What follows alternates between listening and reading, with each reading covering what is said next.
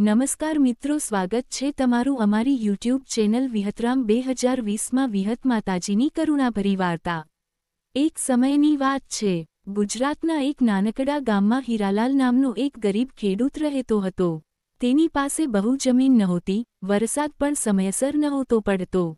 ઘરમાં પત્ની અને બે નાના બાળકો હતા। રોજની રોજી પણ મુશ્કેલીથી ચાલતી। હીરાલાલના દિલમાં એક જ આશા હતી, વિહત માતાજી। દરેક સવાર તે સૂર્ય ઉગે તે પહેલાં ઉઠીને માતાજીનું નામ લેતો। ગામના બહાર એક નાનું સ્થાન હતું જ્યાં વિહત માતાજીનું પ્રાચીન સ્થાનક હતું।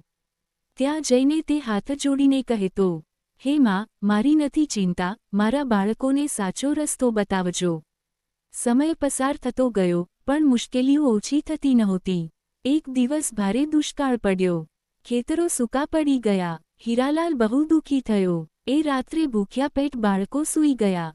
એ દ્રશ્ય જોઈ હીરાલાલની આંખોમાં આંસુ આવી ગયા।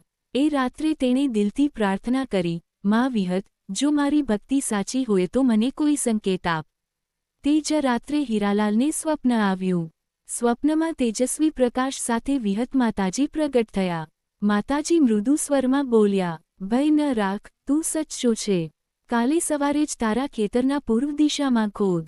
સવારે હીરાલાલ ઉઠ્યો। સ્વપ્ન યાદ આવતાં જ તેણે કોઈને કહ્યા વગર ખેતરના પૂર્વ ભાગમાં ખોદવાનું શરૂ કર્યું। થોડા સમય પછી અચાનક જમીનમાંથી શીતળ અને મીઠું પાણી બહાર આવવા લાગ્યું। ગામના લોકો દોડતા આવ્યા। બધા આશ્ચર્યમાં પડી ગયા। તે પાણીથી ખેતરો ફરી લીલા થઈ ગયા।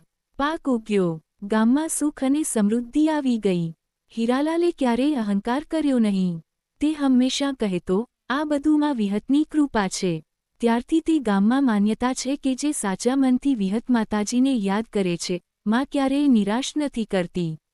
આ વિડિયો પસંદ આવ્યો હોય તો અમારી ચેનલ એક લાઇક અને ચેનલને સબસ્ક્રાઇબ કરવી ભૂલતા નહીં।